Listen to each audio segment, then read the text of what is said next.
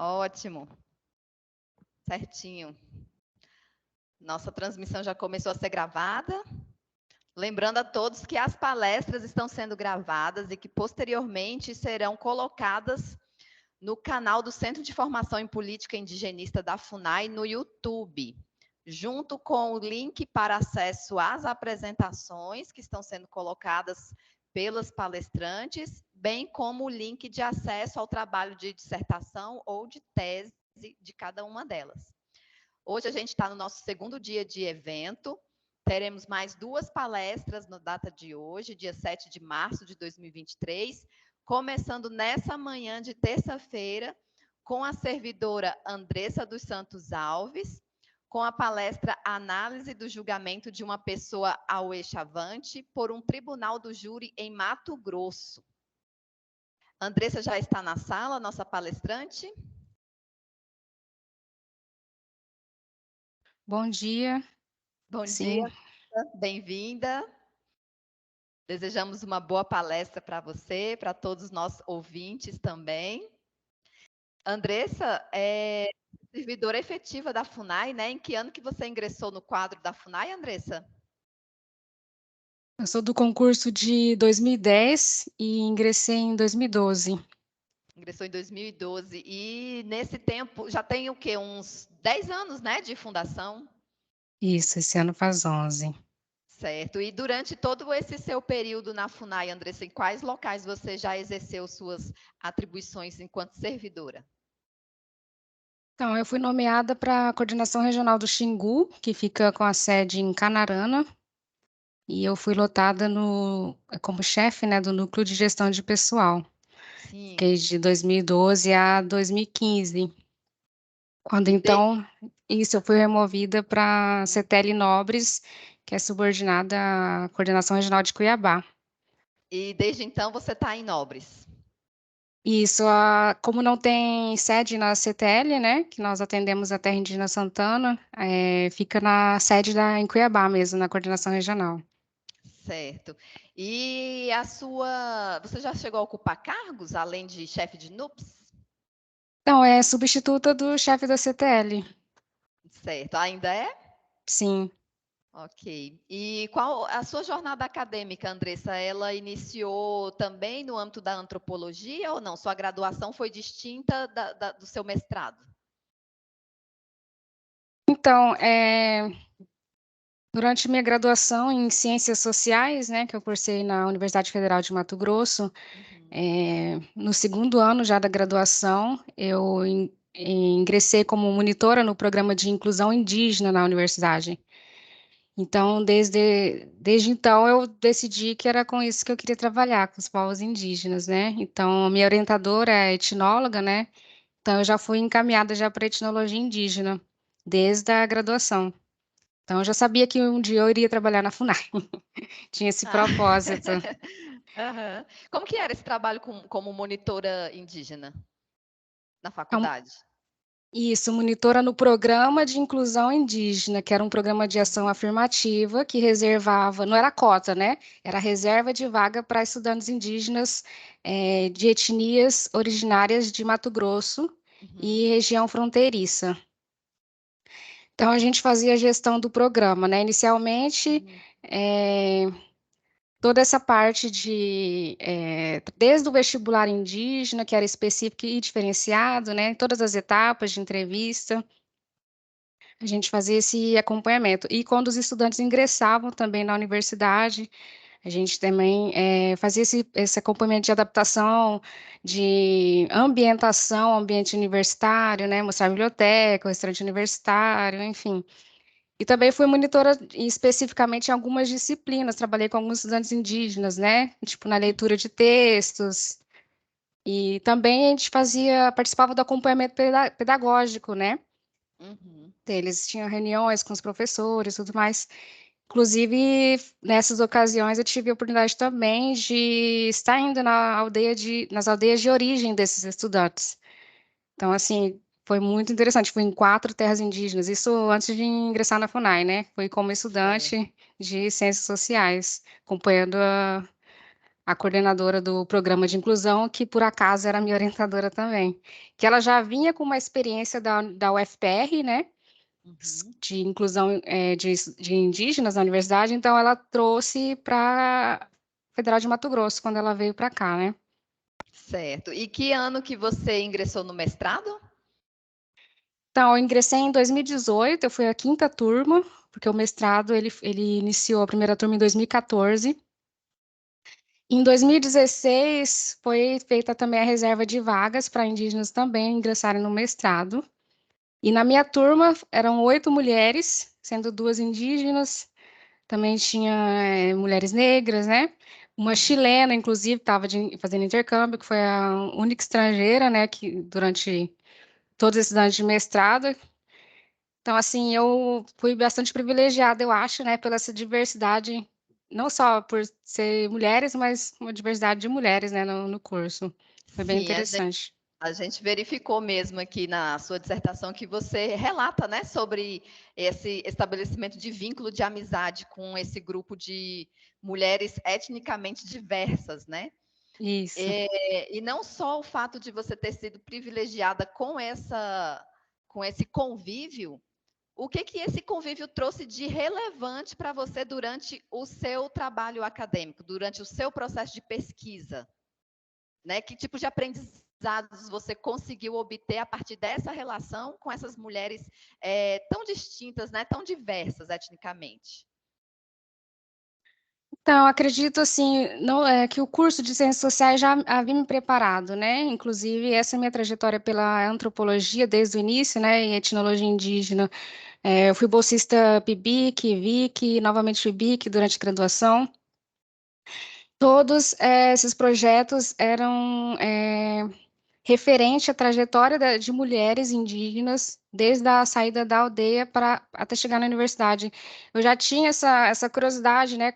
Porque geralmente nós sabemos que essa saída para o mundo externo é reservada aos homens, né? As mulheres ficam mais restritas ao ambiente doméstico, criação dos filhos. Então, quando há que se decidir se quem que vai sair da aldeia para estudar, privilegia-se os homens. Então, eu tinha essa curiosidade, nossa, que barreiras que essas mulheres enfrentaram para chegar na universidade. Então, eu sempre pesquisei isso, né? As mulheres indígenas e sua trajetória. Certo. E no mestrado, eu simplesmente dei continuidade nessa minha visão que eu já tinha, né? Então, assim, eu prestava muita atenção nisso, nessas dificuldades mesmo, porque essas mulheres indígenas que estavam na minha turma, por exemplo, elas passaram pela graduação, né? Passaram Uhum. pela toda essa dificuldade, né, da saída da aldeia para cursar a graduação e depois prosseguir no mestrado, né? Então, foram vários desafios. Então, assim, se a gente acha que a gente está tendo muito desafio, quando a gente olha para o outro, né, para outra, no caso, outras colegas mulheres, a gente vê que há desafios maiores ainda, né? Inclusive, a maioria delas, na verdade, 100% são mães, né? Então, Uhum. ainda tem que conciliar os estudos com a maternidade. É, eu já tinha o benefício, assim, eu vejo, não ter filhos para me responsabilizar, porque seria uma coisa a mais ainda. Então, assim, se já é pesado para a gente sem filhos, fazer uma pesquisa de nível de mestrado ou doutorado mesmo, imagina com toda essa sobrecarga de responsabilidade que as mulheres acumulam, né? Sim. Então, foi bem interessante. Certo, Andressa. Vamos iniciar então a nossa palestra. Análise do julgamento de uma pessoa ao eixo avante por um tribunal do júri em Mato Grosso. O Microsoft Teams é todo seu, Andressa. Então, eu gostaria de pedir o compartilhamento, se for possível. Certo, só um minutinho.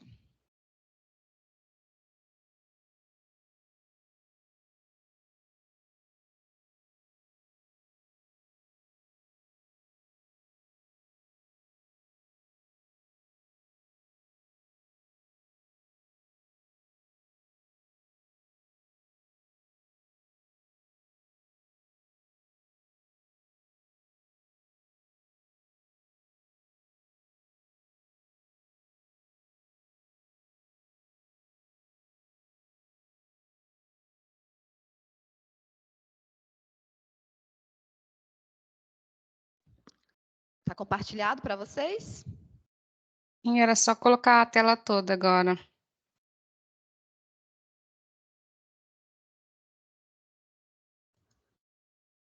Pronto? Isso, então, bom dia a todos. Eu vou dar início à minha apresentação, que é a análise do julgamento de uma pessoa ao-chavante por um tribunal do júri em Mato Grosso. Pode passar?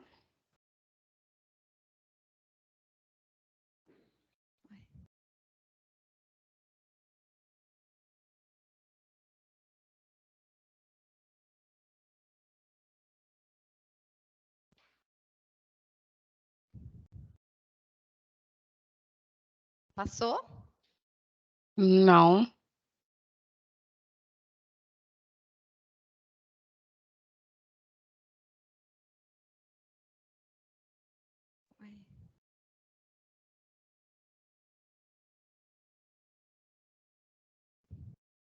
Ah, sim, agora sim. Então, sobre a dissertação, ela foi apresentada ao programa de pós-graduação em Antropologia Social da Universidade Federal de Mato Grosso como requisito, né, para obtenção do título de mestre em Antropologia Social, na linha de pesquisa Etnicidades, Territorialidades e Cosmologias. Eu fui orientada pela professora doutora Sônia Regina Lourenço e tive como co-orientador o professor Paulo Sérgio Delgado.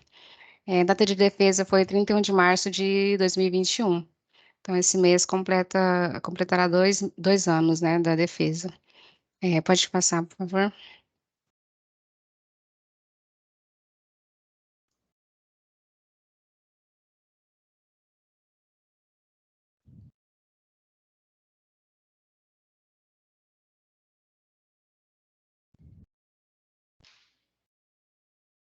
Então, essa pesquisa ela teve como objetivo, né, compreender o tratamento dispensado aos povos indígenas em tribunais do júri em Mato Grosso. Então, a partir da análise dos autos processuais e da etnografia de uma sessão de julgamento pelo tribunal do júri, eu busquei analisar como o indígena ele é caracterizado no processo penal, os critérios utilizados para seu julgamento, assim como os discursos e performance de promotores, juízes e defensores, no tribunal do júri.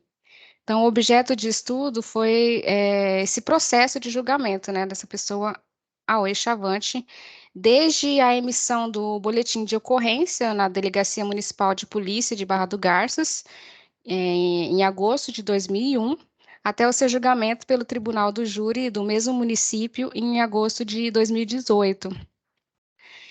Nesse tipo de tribunal, né, cabe ao responsável por julgar os crimes dolosos contra a vida.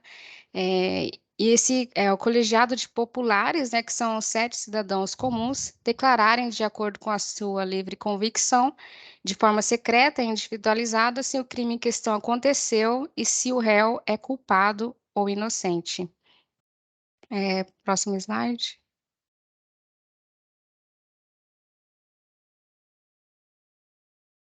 Então, o contexto, né, do fato, ele ocorreu em agosto de 2001 e foi levado a julgamento pelo Tribunal de Júri em 9 de agosto de 2018, no Fórum da Comarca de Barra do Garças, Mato Grosso, e após a interposição do recurso de apelação em segunda instância, o acordo foi publicado em 2 de agosto de 2019, encerrando o processo. Trata-se, né, de um processo penal envolvendo pessoas indígenas dentro do território indígena. O réu foi acusado pela morte de seu sobrinho durante uma caçada no interior da terra indígena São Marcos, município de Barra do Garças, Mato Grosso. O fato crime, ele apresentava diferentes versões, conforme a posição das testemunhas, né, na organização social Chavante. Ninguém viu o que aconteceu, não houve exame necroscópico do corpo para apurar a causa da morte, ou exame de balística para apurar se a munição no corpo da vítima, né, que eu modifiquei o nome, eu chamo de Jefferson, né, correspondia à munição do revólver de Júlio, o tio, né, também nome fictício, ou as condições mesmas de validade da arma, né. Então, o que houve foi a emissão de um laudo de eficiência da arma de fogo utilizada na prática do delito, requisitado pela autoridade policial, para apurar a ocorrência ou não de tiro acidental. Sendo assim, o que há nos autos dos inquéritos policial e judicial são discursos acerca da existência ou não do crime e acerca de sua autoria. Então, mesmo havendo dúvidas com relação à intencionalidade do delito, o veredito popular reconheceu a modalidade dolosa do crime de homicídio qualificado. A problemática da pesquisa, ela é norteada pela construção da verdade jurídica que levou à condenação do réu indígena que foi julgado segundo a lei do branco e numa linguagem que não é a sua. Essa posição, ela expõe uma desigualdade de partida no júri e possibilita reflexão sobre outras formas de julgamento e de como lidar com a resolução de conflitos, com a aplicação de punição e ressocialização que leva em consideração a diversidade étnica e cultural da população ameríndia envolvida. Pode passar? Então, antes de apresentar a estrutura da dissertação, eu vou falar sobre a escolha do tema, né, o que me motivou.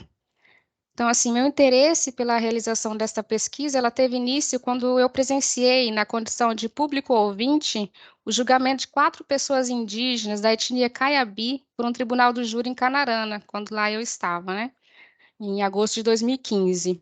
Então, foi a partir do estranhamento que eu tive com as falas proferidas pelos operadores de direito que se utilizaram do conceito de índios integrados, baseados no fato de que os indígenas possuíam documento de identidade, RG, CPF e título de eleitor.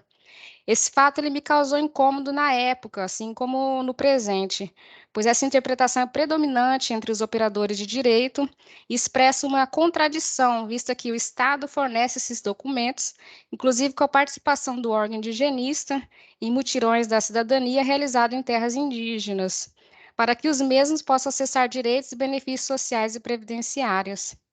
Essa documentação emitida pelo Estado, ao mesmo tempo que reconhece a cidadania aos povos indígenas, ela pode ser usada contra eles nos tribunais por juízes e promotores, enquanto representantes do Estado, que os acusam de aculturados, elegendo critérios com viés racista para atribuição judicial da identidade indígena. Esse viés ideológico da condição transitória do índio, que estaria fadado ao desaparecimento por meio de sua integração e assimilação à sociedade nacional, é validada pela doutrina ainda em vigor, a Lei 6.001 de 1973. O não reconhecimento de sua identidade étnica pelo judiciário tem implicações na sua penalização, visto que, se considerado indígena integrado, não fará jus a outras formas de sanções penais, de acordo com as suas especificidades culturais.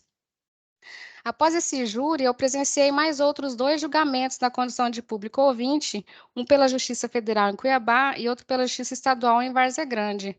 Durante o mestrado, eu tive a oportunidade de assistir apenas um julgamento, que foi este, né, objeto da dissertação, que foi realizado pelo Tribunal de Júri da 2ª Vara Criminal da comarca de Barra do Garças, em que pude acessar a cópia do processo, que me foi fornecida pelo Procurador Federal da FUNAI, que patrocinou a defesa.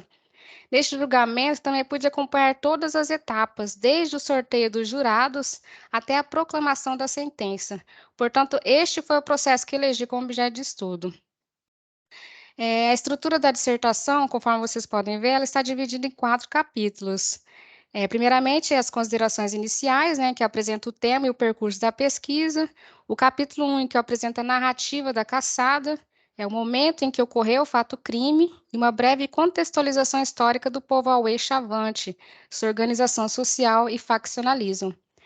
Apesar de existir distintas abordagens teóricas com relação à temática do faccionalismo entre os povos G, não pude deixar de abordá-lo em virtude de os discursos faccionais terem sido ativados por parte das testemunhas arroladas no processo. No capítulo 2, apresenta o Tribunal do Júri, o contexto regional de Barra do Garças, de onde serão convocados os jurados que comporão o conselho de sentença do julgamento.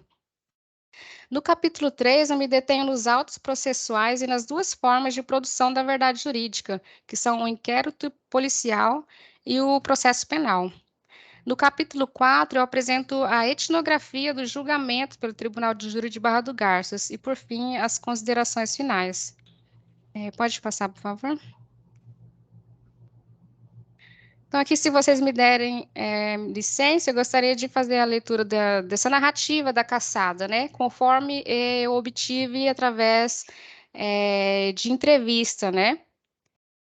Então, assim, no capítulo 3, que eu apresento os autos processuais, tem tudo que consta no processo, né? Os depoimentos conforme foram obtidos tanto na delegacia de polícia como no tribunal, né? Mas essa narrativa da caçada, ela não está nos autos, né? Aqui é o diferencial no caso de para quem não, mesmo tendo acesso ao processo, no caso não teria acesso a essa narrativa, né? Que eu obtive por meio de entrevistas. Então eu vou fazer uma leitura para meio que transportar vocês para esse dia fatídico, né? Do fato crime. Então, tudo começou no sábado, né, no dia 11 de agosto de 2001, por volta das 10 horas da manhã, um grupo de homens chavantes sai para caçar. Todos são apoiadores de Orestes, à exceção de Júlio, que é o acusado, né, que era do grupo que apoiava Aniceto, e é chamado para acompanhar o grupo. Seu sobrinho Jefferson, do clã Poredza-Ono, pede para que seu Imamauapté, que é o tio do clã Oaue, participe da caçada. Como é seu sobrinho quem chama, Júlio decide acompanhá-los. Durante a caçada, muita fumaça, estalos de madeira queimando, que se misturam ao som de tiros dos caçadores, direcionados aos animais encurralados pelo círculo de fogo. Em meio a esses estalos, ouvem-se tiros. Jefferson é baleado. Ninguém viu quem foi o autor do disparo. Momentos antes de Jefferson ser baleado, Júlio ouviu um tiro e foi em direção ao local onde estava seu sobrinho para ajudá-lo a terminar de abater o Caititu, que seu sobrinho havia alvejado. Júlio se aproximou do animal. Neste momento, escuta-se o barulho de outro tiro. Não se sabe de onde veio. Jefferson caiu ao chão e disse para Júlio: Tio, você me acertou. Júlio, confuso, não sabe de onde veio o tiro. Ele se lembra do que o sogro lhe disse quando emprestou a arma. Cuidado com a arma, porque ela não está boa. Ora ela trava, ora dispara. Então, com a acusação de seu sobrinho e com a chegada de seu tio Joel, ele diz: Me perdoa, eu atirei sem querer. Outros parentes se aproximam. Ninguém sabe ao certo o que aconteceu. Júlio se afasta, está preocupado com o que irá acontecer. A prioridade de todos é tentar salvar a vida de Jefferson. Juntam-se os parentes. João Vitor, primo de Jefferson, sai correndo para buscar um caminhão em uma aldeia próxima, a cerca de 5 quilômetros de distância. Enquanto isso, os que ficaram tentam retirar a bala que ficou alojada em Jefferson, entre as costelas do lado esquerdo. Abrem a ferida para retirar a bala. Jefferson perde muito sangue. Joel busca remédios naturais para ajudar a diminuir a dor de Jefferson, enquanto ele está nos braços de seu pai, Celso. Seu pai lhe pergunta o que aconteceu e Jefferson responde que seu tio Júlio atirou nele, mas quer para perdoá-lo. Tanto Jefferson como seu pai são o Amarita e Deuá, pacificadores. Quando João Vitor chega com o caminhão, Jefferson já está morto. Não resistiu ao ferimento. Seu corpo é levado para outra aldeia e de lá seguem para São Marcos. Júlio é levado ao encontro de Celso, que, por ser seu cunhado, tem com ele uma relação de respeito. Celso não quer a vingança. O estado de ânimo entre os clãs está cada vez mais tenso. Desde a briga que iniciou em 1997 entre Orestes e Aniceto pela liderança da aldeia São Marcos. O funeral, choro ritual pelo morto, aconteceu na casa de Celso. O grupo que apoiava Aniceto não se aproximou, incluindo Júlio. O enterro foi executado no dia seguinte, domingo, pelo grupo dos apoiadores de Orestes. Alguns filhos de Celso querem a vingança pela morte de Júlio, mas seu filho mais velho o defende. Após reunião entre os homens na casa de Celso, devido à incerteza de quem atirou em Jefferson, os familiares tanto de Jefferson como de Júlio fizeram a defesa de cada lado e deliberaram. Foi uma grande discussão pela retirada de Júlio da aldeia para ser julgado pela justiça do Arazu, é o branco, na cidade, e assim procedendo evitar a vingança e mais mortes. Júlio é conduzido por um grande grupo de chavantes para a Barra do Garças. Eles o deixam em um hotel da cidade. O grupo se dirige à FUNAI e o coordenador da época busca Júlio no hotel e o conduz para a delegacia, para ser interrogado pelo delegado. A escrivã emitiu o boletim de ocorrência. Após saírem da delegacia, sob responsabilidade da FUNAI, decidem por retirar Júlio da cidade e levá-lo para Goiânia, capital de Goiás, na noite do mesmo dia, com o veículo oficial do órgão, para que ele ficasse em um lugar seguro enquanto a verdade fosse apurada. João Gabriel, irmão do finado Jefferson, também seguiu para Goiânia. Álvaro, primo de Júlio, seguiu de ônibus logo atrás, para se assegurar de que nada ocorreria no caminho. Em Goiânia, decidem que Júlio ficará melhor se for para mais longe. A FUNAI fornece auxílio alimentação e uma passagem de ônibus para Júlio ir para Marabá, no Pará, mas essa viagem ele segue sozinho. A partir daí, ele estará sempre em deslocamentos. Seu grupo teme por sua segurança. Após alguns anos, Júlio retorna para a Barra do Garças. E durante 2 dias andando pela cidade, ele sente que não está mais em perigo, pois não vê ninguém lhe seguindo. Então decide retornar para sua casa na aldeia São José, onde está sua esposa e filhos, que desde a sua partida ficaram sob os cuidados de seu sogro Aquiles, cacique da aldeia, cuja fonte de renda era sua parca aposentadoria. Com esse pouco dinheiro, Aquiles ajudou na subsistência de sua filha e netos durante o exílio de Júlio. Com o falecimento do sogro, Júlio retorna ao seu convívio social, porém vivendo um certo ostracismo. Sua vida nunca mais será a mesma. Boa parte de seus familiares diretos, que estavam vivos à época dos fatos, já faleceram. A mãe e o pai de Jefferson também faleceram. Em 2015, 14 anos após o fato-crime, as lideranças chavantes da terra indígena São Marcos decidem que o caso está encerrado. Morreu, nas palavras de Júlio, e que ninguém deverá mais falar sobre isso. Pode passar o slide.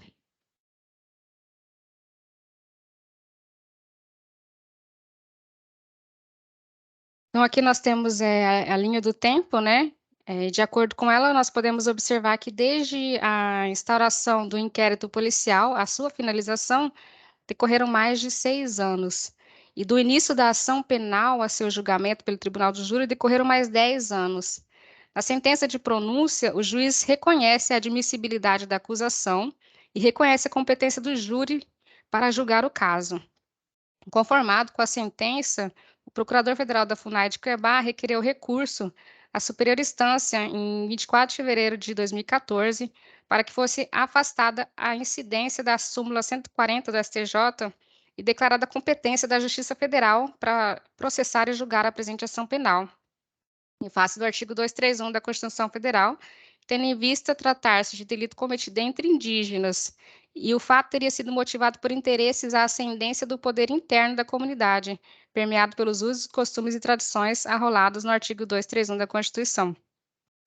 Resumidamente, a Igreja Turma não acolheu o requerimento da defesa, entendendo que para pronunciar o réu a julgamento pelo Tribunal do Júri não há necessidade absoluta de certeza, limitando-se à prova da materialidade e existência de indícios de autoria.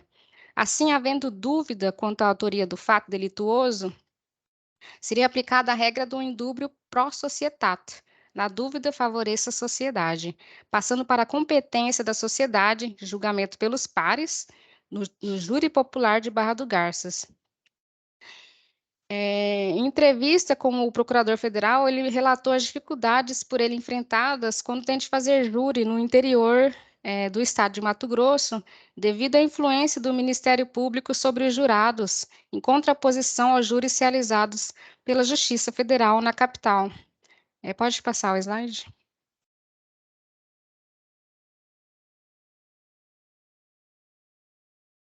Então, o procurador diz: é extremamente penoso você fazer júri no interior, porque a comunidade ela está muito ligada, ela está muito associada ao Ministério Público local. O Ministério Público hoje se tornou o pai e a mãe de todas as reivindicações, de todas as soluções. Não tem remédio. Não tem remédio, vai ao Ministério Público. Se faltar alguma coisa, se a ponte caiu, se o vereador não faz nada, se ninguém faz nada, vai ao Ministério Público. Então, o Ministério Público é um parceiro de todas as horas, e os jurados são aqueles parceiros de todas as horas. Então, aqui não tem nada de imparcial. Mas a disputa, você disputar espaço com um promotor de justiça no interior é muito penoso. Na capital é diferente. Na capital tem muito promotor de justiça e muita gente. Na capital é outra história, totalmente diferente. Então, por isso, a tentativa e os esforços do procurador de retirar esse julgamento da Justiça Estadual e levá-la para a competência da Justiça Federal, né? O que não foi acolhido. Então, ele foi julgado pela Justiça Estadual. Pode passar os slides? Então, aqui nós temos fotos do Tribunal do Júri, lá de Barra do Garças, e nas fotos abaixo é a foto do dia do julgamento, né? Então, à direita tem onde ficam as cadeiras dos jurados, né? Pode passar o slide? Esse é o croquis, né, do plenário do júri em Barra do Garças, onde os juízes decidirão, né, com base em sua interpretação dos discursos da acusação e defesa durante os debates em plenário. Então, aqui eu vou falar um pouco sobre o julgamento, né, sobre essa sessão. Essa é um pouco da etnografia, né, que eu fiz da sessão do julgamento. Então, ao longo de sua argumentação, a promotora ela enfatizou temas como a inimputabilidade penal, o caráter pedagógico da condenação e a generalização de que todas as sociedades entendem o ato de tirar uma vida da mesma maneira, como um valor universal.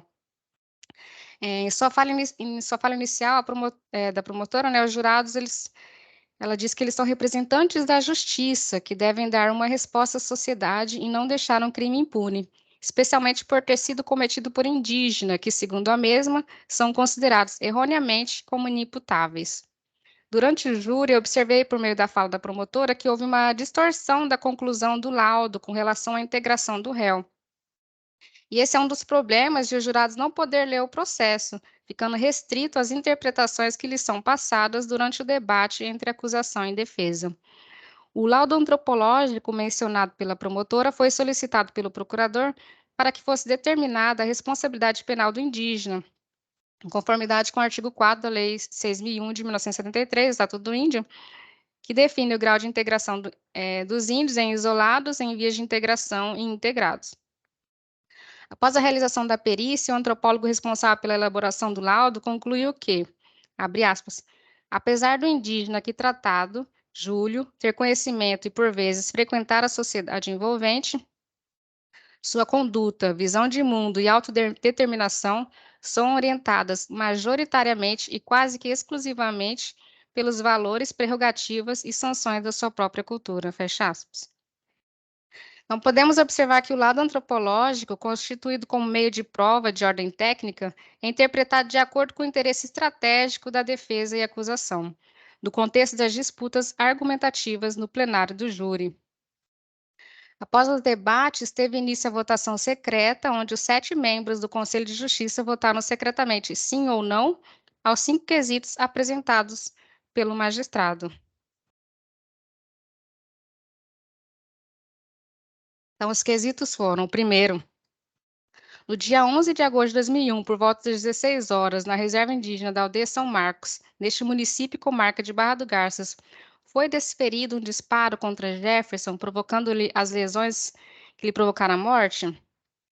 Segundo quesito, Júlio foi o autor do fato? Terceiro, o jurado absolve Júlio? 4. O réu quis matar Jefferson. E o quinto, o réu agiu com um recurso que dificultou ou impossibilitou a defesa do ofendido, empregando dissimulação? Com base na decisão dos jurados, pela maioria dos votos, às 15h20, o juiz declarou a condenação do réu em homicídio consumado qualificado por recurso que dificultou a defesa da vítima e fixou a dosimetria da pena em 12 anos de reclusão em regime semiaberto. Pode passar os slides? Isso aqui já vou encaminhando para as conclusões finais, considerações finais. Então, neste trabalho, eu busquei analisar o processo penal e a construção discursiva do fato crime pelos atores judiciários, até chegar à sentença do juiz de direito, para compreender como se construiu a decisão e interpretação, assim como o tratamento dispensado pelo sistema judiciário a indígenas, que são parte em processos criminais. Para tal, me detive na análise do processo e na sessão do julgamento pelo tribunal do júri, por meio dos quais foi construída a verdade jurídica do fato-crime, a interpretação que convenceu os jurados que decidiram pela condenação, com base em valores morais absolutos e universalizantes para a aplicação da sanção estatal.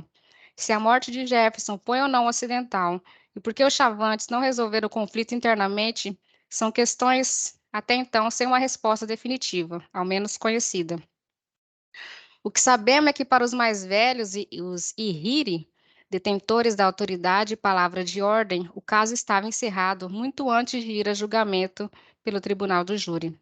Em teoria, o julgamento pelo júri seria uma nova oportunidade de dirimir a dúvida quanto à autoria do crime, onde, ao final da instrução em plenário, se permanecer a dúvida, o conselho de sentença deve absolver o réu. No entanto, quando o réu é enviado ao Tribunal Popular, a sua condenação é certa, especialmente em municípios com tensões territoriais entre a população local e indígenas. E essa imparcialidade é impossível, por tratar-se de um duelo entre grupos com distintos valores morais, em que há uma expectativa de punição aos índios no banco dos réus, que deixa claro que o réu já começa a ser julgado muito antes do julgamento que ocorre nas barras do tribunal. Sendo assim, o julgamento subjetivo da íntima convicção impera, já que os jurados não precisam justificar o seu voto, e a soberania do veredito autoriza uma condenação com base na dúvida, no senso de justiça elitizado, distante e racista.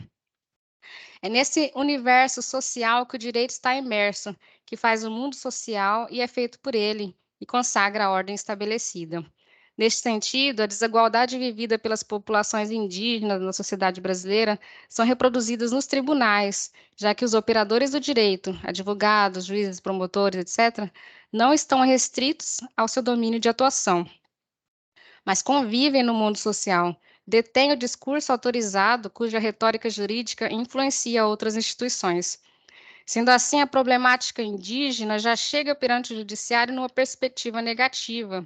Como já afirmou Van Bemelen, a justiça não é mais do que a vingança, do que a antiga vingança pessoal coberta com verniz filosófico. Observação semelhante foi feita pelo procurador da FUNAI. Abre aspas, o direito penal, ele não é um direito corretivo, ele é um direito vingativo. Qual é o princípio da pena? O princípio da pena é primeiro a vingança, depois a intimidação e, em terceiro lugar, a ressocialização. Fecha aspas.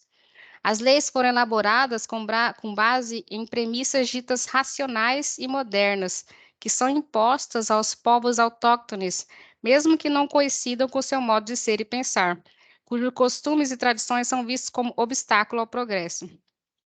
A separação entre urbano e rural e a interpretação de que a frequência de indígenas na cidade, possuir documento de identidade, CPF e título eleitoral, os caracterizam como integrados ao mundo moderno e aos direitos sociais e civis. É um argumento constante dos porta-vozes oficiais dessa rede. Assim, a lógica do poder colonialista permanece na sociedade contemporânea e suas instituições, principalmente no sistema judiciário, a despeito das mudanças paradigmáticas advindas com a Carta Magna.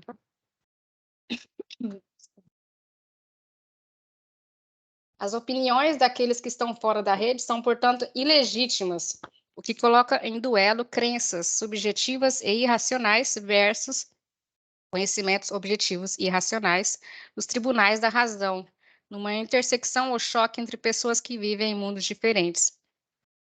Os jurados não representam as sociedades indígenas e não indígenas como um todo, além de desconhecer a realidade indígena, em desacordo com a tese de que somente a proximidade cultural entre o acusado e os julgadores pode legitimar o júri. Nesse sentido, muito se discute sobre a ampliação da participação dos povos indígenas nas estruturas do poder judicial, especialmente nos tribunais do júri, numa tentativa de diálogo orientado por regras e procedimentos do direito estatal, que é uma forma de submetê-los a padrões coloniais de resolução de conflitos. Será que esse modelo de julgamento hierárquico e desigual é adequado para todas as sociedades, incluindo os povos ameríndios? Certamente que não. Para tanto, é preciso ouvi-los, observar as diferenças existentes entre a estrutura jurídico-formal do Tribunal do Júri e suas práticas de resolução de conflitos. Se o júri representa um ideal democrático, com a participação popular na administração da justiça, que em última instância reflete o etnocentrismo jurídico, não basta criar mecanismos para garantir a representação indígena, tanto na estrutura do controle externo, como nos cargos públicos do sistema de justiça, como sugere Érica Moreira, mas sim reconhecer outras epistemologias que não aquelas baseadas no registro escrito, que mobiliza a realidade, como alternativa emancipatória à cultura jurídica ocidental. E o reconhecimento estatal da jurisdição e do direito à autonomia indígena. Por meio da perspectiva da antropologia do direito, podemos pensar em outras formas de controle social, de administração de conflitos, valorização dos saberes e entendimento sobre o conceito de justiça, que leva em consideração a diversidade étnica e cultural das populações ameríndias, são colocadas numa posição de subordinação ao sistema político, econômico, jurídico dominante e a sua interpretação hegemônica das normas jurídicas. Deixa eu passar, por favor.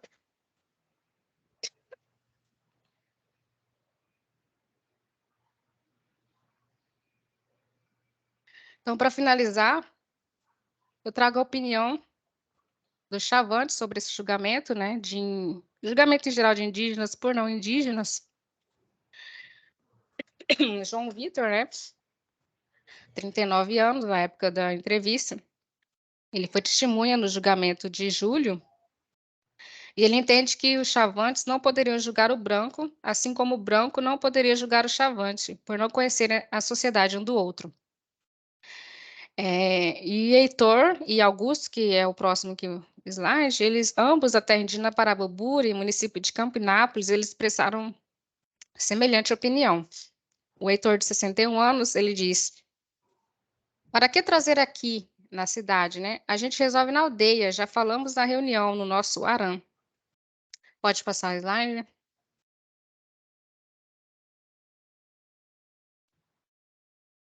E Augusto, de 55 anos, ele diz: se for o Arazu, que é o branco, né? Chavante não pode entrar.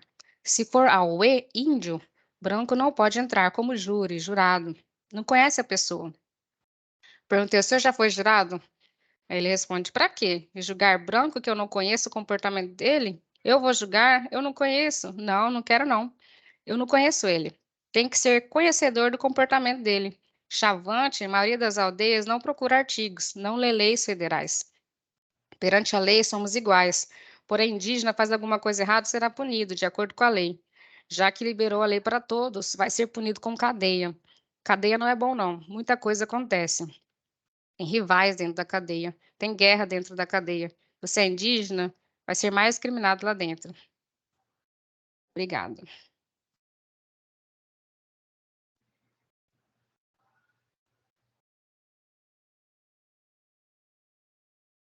Obrigada, Andressa. Que trabalhão profundo, né? Que teve que ser feito aí com base em todo esse processo. Eu até verifiquei aqui, quando você estava explanando a linha do tempo, que o fato ocorreu em 2001. Você ingressou na FUNAI em 2012. Mesmo ano em que o processo ainda estava em fase de apuração, e naquele mesmo ano tinha sido nomeado o antropólogo perito, né? E esse júri do qual você participou, teve também a participação desse mesmo antropólogo perito que tinha sido nomeado em 2012, ou já era algum outro antropólogo? O áudio, Andressa. Desculpa. Teve um antropólogo que foi nomeado, mas devido a justiça não ter condições na época, né, eles responderam que eles não tinham a obrigação de arcar com os custos do perito, então o juiz determinou que a FUNAI arcasse. Uhum. E a FUNAI, dizendo que não tinha como arcar, indicou um antropólogo do quadro, e esse sim que foi que fez o laudo, né, em 2013. Certo. E em relação a essa faceta da antropologia, que seria o antropólogo perito, Andressa, qual o papel mais relevante da perícia antropológica nessa situação? Seria de afirmar ou de garantir os direitos dos indígenas em processo judicial, ou de assistir o julgador no processo decisório? Qual que é o papel mais relevante da perícia antropológica? Ela é voltada ali para o próprio indígena, réu, ou para o julgador decisor? Então, o laudo antropológico ele vai ser mais uma peça técnica no processo, e ele, a princípio, ele pode ser usado por ambas as partes, para dirimir dúvidas. Então, a acusação fez a interpretação dela, ela, como nós podemos ver, né, o antropólogo afirma categoricamente de que o réu ele é orientado quase que exclusivamente pela sua cultura.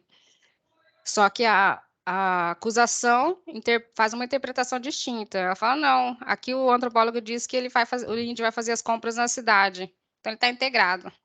Ele vai lá uma vez por mês sacar o dinheiro do Bolsa Família e vai comprar alimentos, então ele está integrado. Então, assim, fez a sua interpretação conforme, né, seu interesse ali, para convencer os jurados. Então, cada um usará essa peça técnica a seu favor. No caso, a defesa utilizou conforme as palavras do antropólogo, né? Falou, não, o indígena fala exclusivamente na língua dele, vive do que produz, da caça, ele praticamente não sai da aldeia, então ele está imerso ali naquele contexto cultural. Só que é como o procurador mesmo falou, ele falou, é difícil você lutar contra o Ministério Público nesses municípios do interior, porque eu observei isso durante o julgamento, os jurados nem olham para o defensor. Até durante a fala da promotora do Ministério Público, né, todos estão ali muito atentos. Na fala do defensor, as pessoas nem olham, ficam, né, dispersas. Então, eu observei isso em todos os julgamentos que eu pude assistir, né? Desde 2015 até 2019, sempre foi desta forma que eu observei. Tanto, não apenas como procurador da FUNAI, mas quando vai para a Defensoria Pública, é da mesma forma. Por isso que ele fala, é muito penoso você fazer defesa de indígena nos interiores, especialmente aqui no Mato Grosso, né? Que a tensão entre sociedade civil e indígenas é muito grande pelas disputas territoriais, né, que todos sabemos.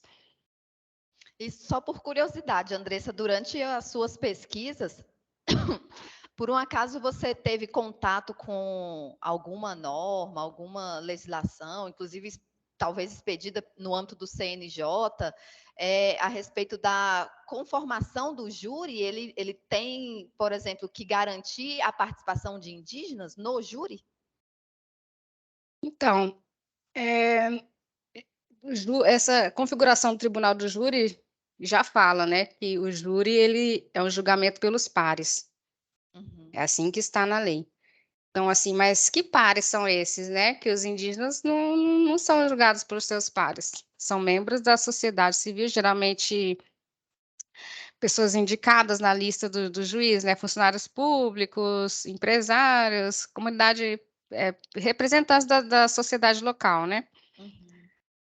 Os Chavante, eles são presença massiva no município de Barra do Garças. É como se, na verdade, ali fosse todo o território fosse deles e fizeram uma cidade dentro do território deles. Então, assim, eles não são os forasteiros ali, né? Mas eles são vistos como forasteiros. Eles são os intrusos na cidade.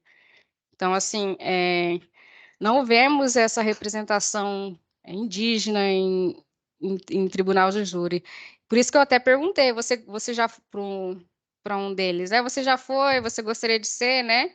E ele falou, não, para quê? Como é que eu vou julgar o comportamento do branco? Eu não conheço ele? Então, da mesma forma, eles acham que o branco também não deve julgá-los. Deve deixar a cargos deles, né? Então, assim, teve uma experiência de um primeiro julgamento de indígena que ocorreu em Roraima, que o juiz, no caso, ele quis transportar o julgamento para dentro da aldeia. Ele quis que o julgamento ocorresse lá com os jurados indígenas.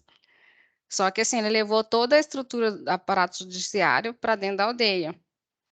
E os indígenas não ficaram satisfeitos também com essa forma, porque depois do julgamento eles acharam que, né, a pena, a forma como ocorreu não foi adequada. Então eles se reuniram entre eles e eles fizeram outro julgamento ali entre eles. Certo. A gente tem duas participações querendo fazer perguntas diretamente aqui para você, Andressa. A Mônica Rabelo. Bom dia, Vanessa, tudo bem? Você está me ouvindo? Sim, Mônica, pode falar. Tudo bem? Deixa eu falar. Você falou, né, que no caso, quem fez a defesa do indígena foi a Procuradoria Federal, né? E pelo que eu vi, não foi a Defensoria. E eles negaram o deslocamento de competência da Justiça Federal para a Justiça Estadual, não, da Justiça Estadual para a Justiça Federal, sobre o argumento, né, de que a competência seria da Justiça Estadual. Então, o porquê da defesa do indígena, se o fato não envolver o interesse da União, por que o fato do indígena ter sido, a sua defesa ter ocorrido pela Procuradoria e não pela Defensoria Pública? Então, como esse processo, na verdade, a PFE, né, a Procuradoria Federal Especializada da FUNAI, ela fazia essa defesa individualizada de indígenas e agora não ocorre mais, né. Então, na Então, ocasião, esse processo tinha chegado para a procuradoria e por isso que o procurador ele fez, a defesa, né. entendi. Hoje é feito pela Defensoria. Isso, predominantemente pela defensoria. Há uma resolução interna da FUNAI de que os procuradores eles devem atuar em direitos coletivos, né. No caso, usou-se o argumento na época de que havia sim um interesse coletivo, porque envolvia toda uma trajetória que vinha desde 97, né, que houve muitas mortes, do Garças, sobre essa disputa de poderes, né, o faccionalismo chavante ali. Então, utilizou-se desse argumento de que envolvia toda a terra indígena. Então, assim, esse fato crime aconteceu dentro desse contexto. Então, assim, entendia-se à época que envolvia todo um direito coletivo, né, que estava colocando muitas vidas, em risco. Houve mortes, enfim, durante todo esses anos de disputa faccional. Esse julgamento foi um julgamento isolado ou existem outros julgamentos de indígenas que são feitos pelo Tribunal do Júri em crimes dolosos contra a vida? Então, obrigatoriamente, os crimes dolosos contra a vida vão a tribunal de júri, independente se é indígena ou não. O que acontece foi, quando eles vão, para a justiça estadual, como eu falei, né, automaticamente a condenação. Já chegam lá praticamente condenados, né. Então, assim, quando vai para agora, né, para a defensoria pública, é mais difícil ainda de conseguir uma boa defesa, porque a defensora não tem conhecimento sobre povos indígenas, né. Quando ainda era o procurador da FUNAI, ele tem um interesse maior de se debruçar sobre a cultura, né, pedir o laudo antropológico, coisa que a defensoria não faz questão, devido à sua não ter essa prática, né, de trabalhar com a especificidade indígena, né. Entendi. Tá bom então, obrigada. Nada. Obrigada, Mônica. Seguindo aqui a ordem que aparece para mim no Teams, Donária. Pode fazer a pergunta, Donária.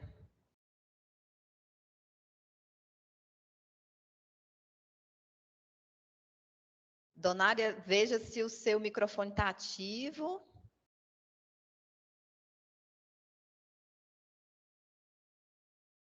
A gente não consegue ouvir, Donária.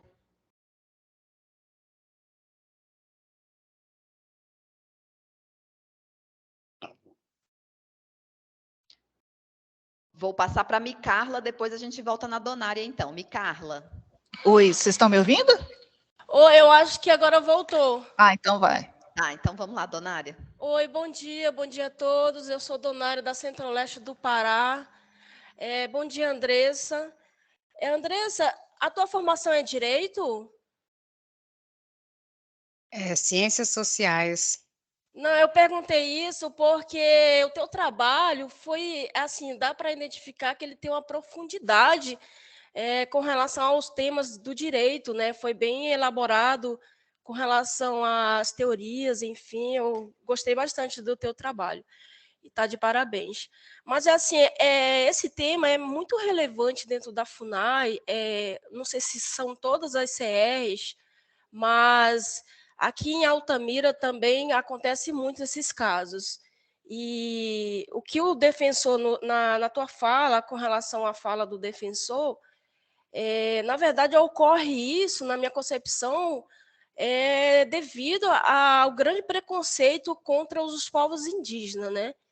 E essa questão de colocar, da justiça colocar tribunal de júri que não indígena, isso só aumenta essa questão do preconceito, ou seja, os indígenas já chegam no tribunal já condenados, né? E a gente passa por essas questões por todos os dias aqui, e é uma situação bem complicada para a gente, das unidades, das pontas, e ainda mais que nesses 4 anos passados, houve a retirada da PFE para nos auxiliar um pouco mais, né? A gente ficou um pouco mais só. E na retirada da PFE ficou bem mais difícil, porque caso de homicídio envolve a Defensoria Pública do Estado, né? Por exemplo, aqui no estado do Pará, são poucos os defensores que existem no estado, então isso acaba ficando pior para os indígenas. Eles acabam, muitas vezes, de uma forma ou outra, contratando advogado particular, porque a defensoria ela é bem precária, né, nos estados, enfim, nos municípios. É uma questão muito relevante dentro da FUNAI, tem que ser trabalhado mais ainda, devido a esse preconceito que existe dentro do próprio judiciário, né, dos casos.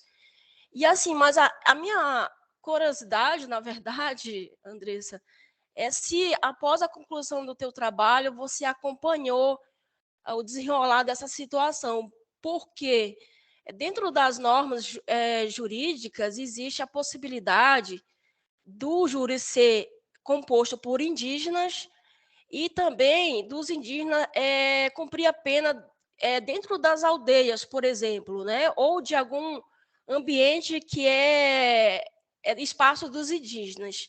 E aí eu queria saber se após a conclusão do seu trabalho, você conseguiu, ou a FUNAI conseguiu acompanhar essa situação do indígena, uma vez que a FUNAI tem a obrigação de estar acompanhando essas questões. E aí eu queria saber o desenrolar depois, se o júri foi cancelado, se o julgamento foi cancelado, se houve liberdade do indígena. Eu fiquei com essa dúvida. Então, o indígena ele foi condenado, né, a 12 anos em regime semiaberto, ou seja, ele pôde ficar na aldeia, né? Só que assim, essa pena na aldeia parece que é muito mais longa do que a nossa aqui em Pomos, né? Porque desde o ocorrido, né, o fato crime, ele já teve que ficar em exílio, né? E depois muito tempo que ele conseguiu retornar, e após esse retorno ele já ficou nesse ostracismo, né? Ele já quase como uma prisão mesmo, sem poder sair da sua aldeia, sem ficar andando muito, porque entre os chavantes há muito essa questão da vingança, né? E ela é eterna. Você mata um parente de alguém, futuramente esse parente vai se vingar e assim continua, ela não tem fim. Chamado de vendetta na antropologia, né? Então, assim, a deles é muito mais longa. Então, a pessoa sempre, sempre vai ficar preocupada, por mais que tenha essa dúvida, mas uma pessoa morreu, então, do meu lado, do meu clã, alguém do outro tem que morrer em algum momento. Esse é o pensamento, né? Muitas vezes. Então, assim, ele vai ficar muito tempo dentro, meio recluso mesmo, nesse ostracismo, sem poder interagir, sem estar participando muito de festas tradicionais, né? De iniciação, por exemplo, fora da sua aldeia. Isso é muito mais longo. Então, assim, a FUNAI, a CR Chavante, né? Ela é coordenadora, na época do meu trabalho, me permitiu que eu fosse conversar com o acusado, né, do processo, o réu, né?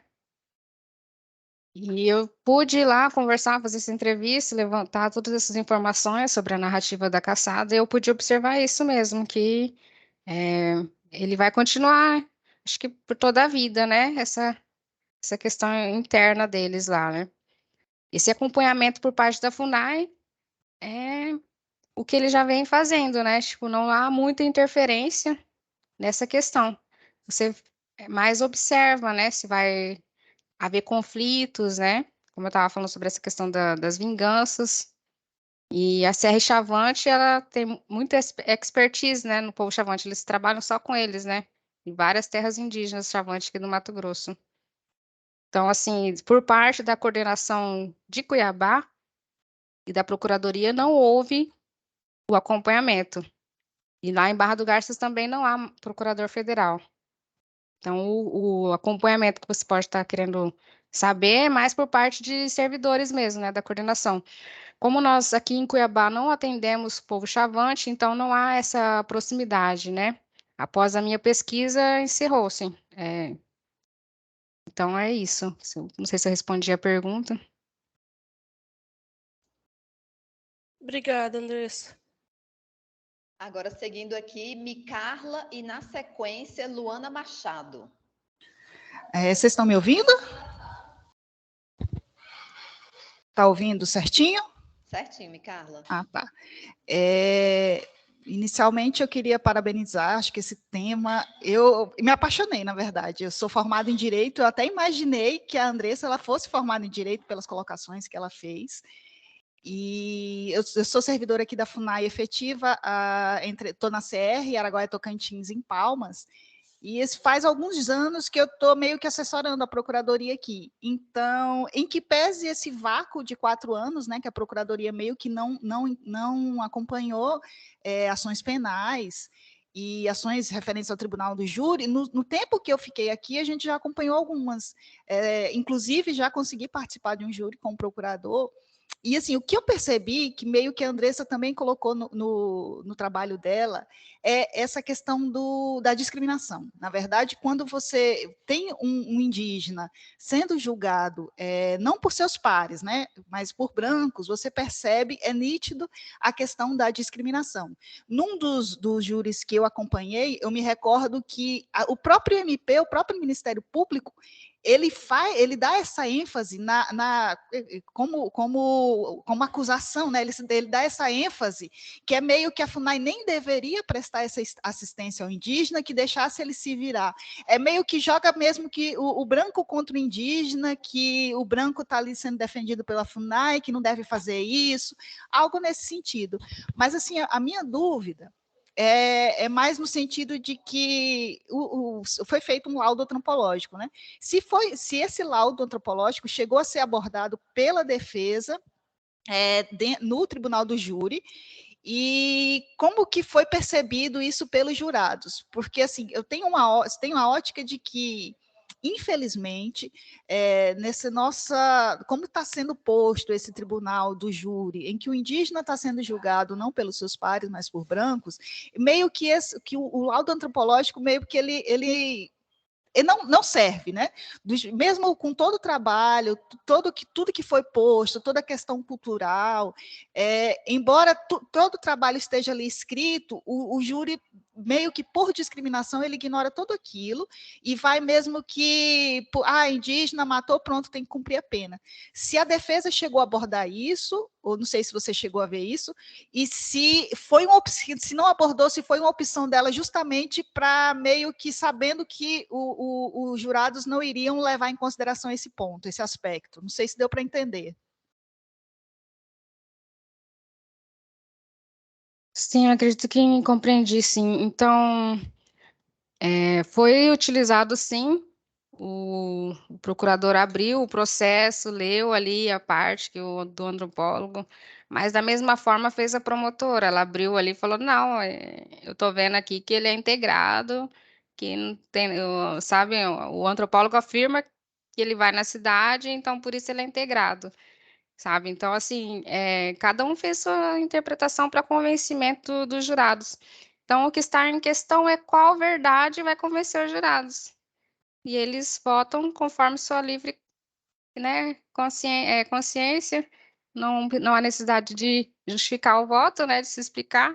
Então, é com a verdade que eu quero acreditar, e é desta forma, né? Por isso que é a construção da verdade jurídica, né, que eu trato no trabalho, né? Como é que é construída essa verdade que os jurados vão optar, né, por escolher? Luana Machado agora. Oi, estão me ouvindo? Sim, Luana. Ok, bom dia, então. Andressa, parabéns pelo seu trabalho, uma super etnografia, né?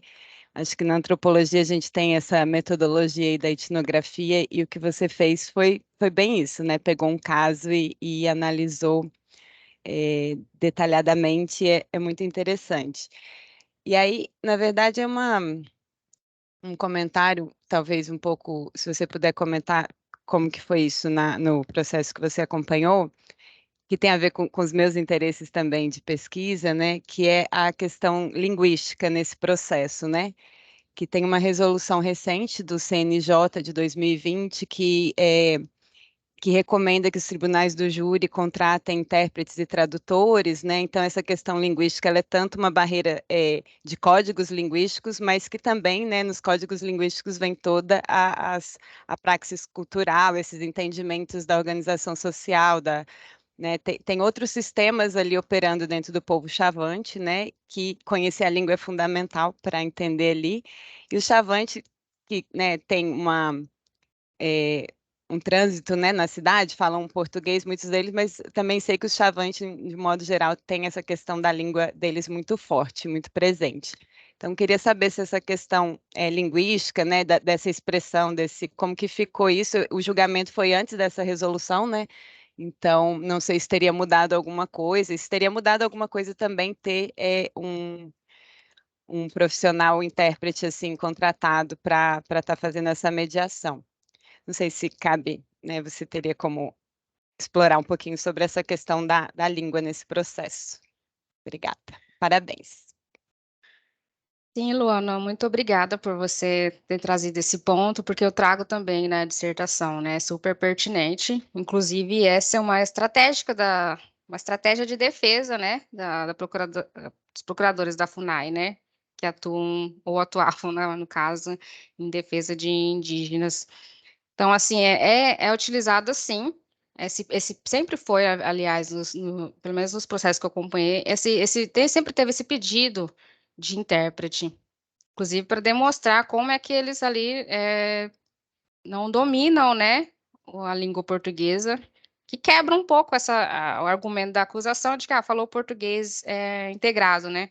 Então, assim, o primeiro júri que eu acompanhei, né, em Canarana, foi com 4 réus indígenas da etnia Caiabi, e eles tinham muita dificuldade de compreender o português. Mas o juiz perguntou: você tem documento de identidade, RG, título de eleitor? Eles só respondiam sim, sim, sim. Você vai na cidade? Sim. Você entende a língua portuguesa? Sim. Tudo que perguntava, sim, sim, sim. Mal sabia que estava se condenando, né? Porque tudo só falava sim. Eles, acho que não estavam entendendo absolutamente nada, porque eu tinha contato com esses indígenas quando eles iam na FUNAI. E sempre, sempre precisava alguém junto para ajudar a traduzir, né? Para ter certeza que eles estavam compreendendo. A dificuldade com a língua portuguesa é muito grande. E daí o juiz, então você está entendendo português? Ele, sim. Então não precisa de intérprete. Então, mesma coisa, toda vez, né? Quando foi em Várzea Grande também, era um chavante, foi pela Defensoria Pública. O juiz pediu para o indígena se apresentar, ele falou, mais ou menos, com muita dificuldade também, você via nitidamente que ele tinha muita dificuldade com o português. E aí o juiz falou: olha, eu estou vendo que você entende o que eu estou perguntando, então você não precisa de intérprete. E a FUNAI tinha disponibilizado um intérprete, o cargo dele é monitor bilíngue, ele é chavante, se deslocou de Barra do Garças até aqui em Várzea Grande, veio uma viatura da FUNAI trazendo ele só para ele atuar nesse julgamento, e o juiz simplesmente: não, você não precisa de intérprete. Vendo o intérprete ali, deixa eu perguntar para o índio se ele está entendendo o que eu estou falando. Tá, então não precisa de intérprete. Então, assim, sabe, foi todo um processo de gasto público também, de levar o servidor lá para fazer esse trabalho, e aí ser descartado assim em 1 minuto, porque o juiz, na cabeça dele, considerou que não, ele domina a língua portuguesa. Então, assim, a partir daí, só dessa falha inicial do juiz, você já está conduzindo os jurados, né? Tipo, o índio é integrado, ele sabe português, porque todo o discurso é esse, né? Tem documento, é integrado, fala português, é integrado, vai na cidade fazer compra, é integrado. Você é integrado, você não precisa de ter nenhum tratamento específico e diferenciado. Você é um cidadão comum, como qualquer outro brasileiro, não tem direito a intérprete, não tem direito a laudo antropológico, ou o que seja. Então, a interpretação é essa. E foi o que eu observei nesse julgamento também. Então, assim, eu vim fazendo essa descrição desses outros julgamentos para você ver que é uma coisa que se repete, né, corriqueira. Quando vai para a Defensoria Pública, é maior ainda, porque dificilmente a defensora vai solicitar um laudo antropológico, algo do tipo. Por um acaso, houve essa solicitação de intérprete, porque o processo chegou na FUNAI, e aí, por tratar-se de chavante, né, já sabe-se que ele já tem uma limitação com a língua portuguesa, e mesmo assim não houve esse acolhimento por parte do juiz.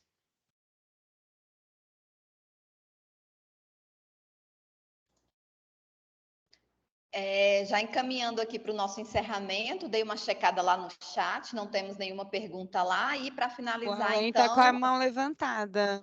sim, Elô. no chat a gente não tem, mas aqui para finalizar, o Auen tem uma pergunta, vai ser a última, tá, dessa palestra. Pode ir lá, Auen. Bom dia. Estão ouvindo? Sim, perfeitamente. Tá, bom dia, parabéns, Andressa, pelo trabalho. Não consegui falar ontem, mas vendo esses trabalhos de mestrado, doutorado, assim, é um incentivo para todos os servidores voltar para a academia e também fazer mestrado. Então é só isso que dizer que isso é um incentivo a todos. Mas no caso específico aí, primeiro fiquei chocado de ver assim toda a narrativa. A gente sabe que acontece, mas enquanto não vê um caso concreto, parece que não afeta os cidadãos, os servidores, mas afeta. Mas a minha pergunta seria assim, então, diante desse caso, você analisando, quais seriam as recomendações para que os outros servidores de outras CRs pudessem melhorar essa defesa indígena? O que que você conseguiu diagnosticar para ajudar no processo de defesa? Olha, essa é uma situação muito delicada na FUNAI, porque não há esse apoio, não tem como, né? A gente vê que a própria FUNAI não tem como despender recursos para pagar uma defesa, né, para indígena. Nós vemos, inclusive, nesse processo que eu analisei, quase não se conseguiu um laudo antropológico devido a isso, porque a FUNAI fala, não, mas a gente não tem recurso para isso. E o juiz entendia que era a obrigação da FUNAI arcar com a despesa do antropólogo, né, do perito antropólogo. Então, por isso que a FUNAI indicou um antropólogo do seu quadro. E é uma coisa assim que não é a coisa mais assim, apoiada tanto, né? Inclusive, esse antropólogo que fez esse laudo, ele falou que ele estava fazendo, em média, um laudo por mês para a justiça. Então, assim, a demanda é muito grande. Há poucos servidores antropólogos no quadro da FUNAI que tem o cargo de antropólogo, né? Para estar realmente fazendo esses laudos. Imagina você fazer um laudo, o juiz pede 10 dias para você fazer um laudo antropológico. Como você vai estudar todo um povo, você, por exemplo, você não conhece Chavante, você vai ter que estudar toda a literatura daquele povo, você conhecer, fazer um trabalho de campo, tudo isso em 10 dias, que a justiça quer prazo, né? Então, assim, é praticamente impossível, né? E não tendo esse apoio ainda, não, por não ser uma coisa que é obrigatória, né? A FUNAI tem que fazer, então não tem que fazer. Então aí cai na Defensoria Pública e volta àquela que nós estávamos discutindo, né? Essa questão de ir para uma defesa que não tem essa preocupação voltada às populações indígenas, né? Ter essa sensibilização de pedir laudo, de pedir intérprete, de realmente seguir o que as legislações dizem, né? Autodeterminação dos povos indígenas e tudo mais. Não há esse interesse. E nós, enquanto servidores da FUNAI, ficamos como atada. Como a colega ali falou, acho que é do Amapá, do Pará, não lembro que ela Sim, do tá. Pará, Donária. Isso, Donária. Ela estava até falando que essa questão dos indígenas tem que contratar um advogado para poder tentar ter alguma chance de defesa. E é isso que acontece. O máximo que nós, servidores, podemos fazer é acompanhá-los, né, no que puder. Mas, a princípio, não há como, assim, né, essa obrigação. Então, assim, no meu caso, eu acompanhei pelo interesse da pesquisa, né, do conhecimento, e por ver que isso acontece no Brasil todo, né. Então, assim, aqui em Mato Grosso, essa situação, provavelmente em outros estados, como da Donária, toda a região norte do país, é maior ainda, né. Então, todos os lugares têm essas situações. E eu acho que por isso que o diálogo, né, por exemplo, identificar os indígenas que têm privação de liberdade, né, estão presos, identificá-los etnicamente, se possível. Porque quando eles entram lá, muitos não são qualificados como indígenas. No próprio processo não consta identificação étnica. Então, eles entram como pardos, né? Pardos ou negros, né? Nem como indígena. E aí você não consegue, dentro da instituição, dentro da FUNAI, fazer esse levantamento. Quantos indígenas estão presos, né? Como podemos atuar para resolver esses casos? Por exemplo, eles são jogados lá esquecidos, né? Nas prisões. Então, assim, é até difícil para a FUNAI fazer esse acompanhamento por não saber estatisticamente quantos indígenas estão presos. Eu tentei fazer esse levantamento aqui no estado de Mato Grosso, enviando ofícios para todas as instituições carcerárias do estado. E ele respondeu aqui, não tem índio preso. Por mais que eu tenha falado com o coordenador regional, ele falou, não, a gente tem conhecimento de que tem tanto indígena. Eu mandava ofício para a instituição prisional, tem indígena, e quantos? Não, aqui não tem indígena. Então, sabe? Então, se a gente não consegue essa resposta das instituições prisionais, a gente não tem como fazer uma estatística oficial para o órgão poder acompanhar. Então, essa é uma dificuldade também que eu observei. E no Brasil todo, né? Que acontece. Acho que a donária está com a mão levantada. Eu queria só complementar um pouquinho com relação a essa questão. Na verdade, tá faltando, assim, na minha visão, tá faltando a FUNAI fazer um trabalho mais profundo com relação a essa questão. Por exemplo, a FUNAI não tem bancos de dados com relação a indígenas encarcerados, essa questão que envolve indígenas com o Poder Judiciário. Então, há uma necessidade da FUNAI fazer um trabalho profundo com relação a essa questão e também discutir com o próprio judiciário aqui em Altamira essas questões que envolvem a questão do Poder Judiciário, a questão da segurança pública. Então, é corriqueira aqui na região, né? Ainda mais depois de Belo Monte, só aumentou essa questão. Então, o que a gente sente falta nas unidades é um acompanhamento melhor da FUNAI em Brasília, porque a FUNAI em Brasília é o esteio para a gente, né? Ela que tem que nos orientar com relação a essas questões. E uma outra questão que também foi retirado de dentro das unidades da FUNAI, que é importantíssimo, mas que a FUNAI em Brasília tem essa atribuição de puxar a discussão, é com a PFE. Nós temos a vaga aqui dentro da unidade, mas não tem a pessoa, a representação da PFE, inclusive a PFE informa atualmente que não há essa possibilidade mais, considerando que eles vão ficar em outros polos. Então, a gente fica descoberto, até para quando tinha PFE na unidade, a gente tirava todas as dúvidas, a própria PFE ia com a gente em algum poder judiciário, então isso faz muita falta para as unidades. Obrigada pela colocação, Andressa. Agora, gente, para nós realmente encerrar agora de verdade, que a gente já ultrapassou bastante aqui o nosso tempo. Ana Carolina, nossa última inscrição, e na sequência a gente já pode se preparar aí para almoço, tá bom? No período da tarde a gente tem mais com a servidora Silvia, e aí só agora a Ana Carolina, tá? Vamos lá. Gente, prazer. Meu nome é Ana Carolina. Todo mundo me ouvindo de boa? Ah, ótimo. Então, o que acontece? Eu entrei na FUNAI no último concurso, eu só trabalhei exclusivamente aqui no Mato Grosso. Eu já trabalhei com a Andressa quando eu estava lá em Cuiabá.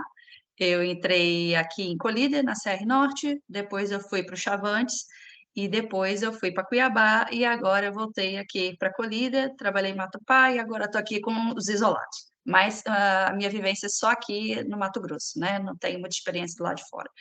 E aqui, no caso, eu vou fazer uma de advogado do diabo, tá? Por quê? Porque o que acontece? Quando eu trabalhei lá com os Chavantes, eles têm um problema muito grave de alcoolismo. Então, eles têm muito problema de fazer arruaça na cidade. Então, assim, quem é morador da cidade tem grande preconceito contra indígena.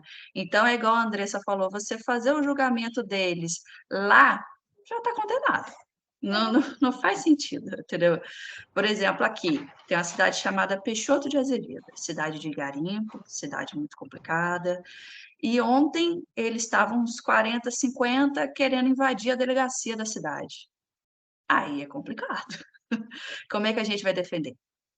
Teve um caso, ano passado, de um indígena de 30 e poucos anos que invadiu um colégio, por algum motivo, uma instituição pública, não lembro agora se é exatamente o colégio, mas tinha uma senhorinha lá que era muito querida e tal, e ele queria violentar essa senhorinha, depois tentou matar ela, foi uma comoção absurda na cidade. Aqui você não pode nem pensar em falar que é servidor da FUNAI, porque no mínimo as pessoas vão te olhar com cara de nojo, no mínimo, sim. Elas mudam da água para o vinho o tratamento, sabendo onde que você trabalha. Então, assim, às vezes é tão difícil a gente tentar defender eles quando eles mesmos não se ajudam, sabe? Às vezes parece que a gente está dando morrer ponto de faca, porque às vezes eles querem, por exemplo, os Caiabi, eu não sei esses que a Andressa conheceu, mas os Caiabi que eu conheço aqui, só tem 2 ou 3 que falam a própria língua deles, o resto tudo não fala mais. Eles só falam a língua do branco, são considerados aculturados. O pessoal que mora aqui, os terenas, eles são considerados até motivo de piada, os terenos, porque eles não falam mais a língua deles, e eles não têm nome indígena, aquela coisa toda. Então, assim, tem horas que quando é benéfico para eles, eles agem como indígenas. Às vezes, quando não é benéfico, não quer agir como indígena. Então, assim, nem todo indígena é bonzinho, nem todo indígena está certinho. Tem muitos aqui que dão golpes. Tem muitos casos aqui de indígena que pega, aluga casa, vai embora sem pagar, bate carro, bate no carro dos outros.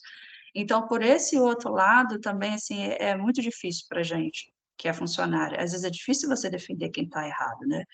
E nesse caso, assim, do julgamento, o que eu acho é que o ideal era eles julgarem entre eles, né?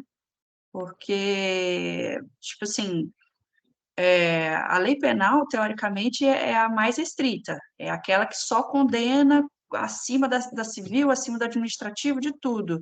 Então, eles só poderiam condenar alguém se eles tivessem certeza. Mas não é o caso. Não teve perícia, não teve nada, foi só um disse-me-disse, um disse que deu tiro, outro disse que não deu, aí pede um laudo, igual a Andressa falou, às vezes é um coitado que tem 10 dias para fazer um laudo, que não tem aquele acompanhamento. Então, na verdade, esses julgamentos são muito capengas e muito tendenciosos, muito. Isso aí acaba sendo bem claro para a gente, né? É um tipo de coisa que não deveria ter, né?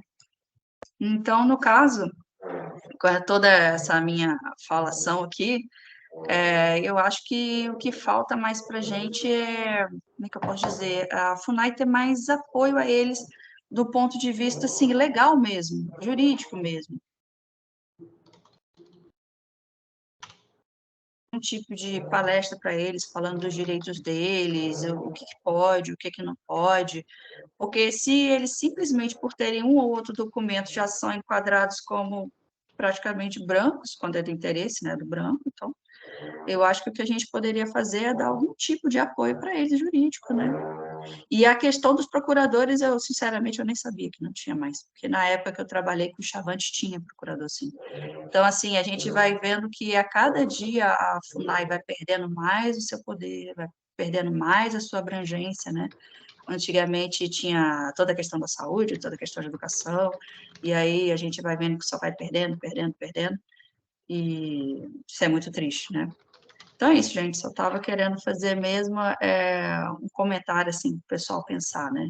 Tipo assim, até que ponto a gente consegue ajudar, até que ponto eles mesmos se atrapalham, né? Até que ponto a gente poderia ajudar eles a entenderem, né, o que eles podem, o que eles podem fazer como cidadão ou não, né? Porque chegar ao ponto de fazer o que eles fizeram com o meu coordenador, de arrastar em praça pública, e arrancar camisa, e machucar, e quebrar braço, e arrancar tênis, e tirar celular, isso não tem como defender também, né?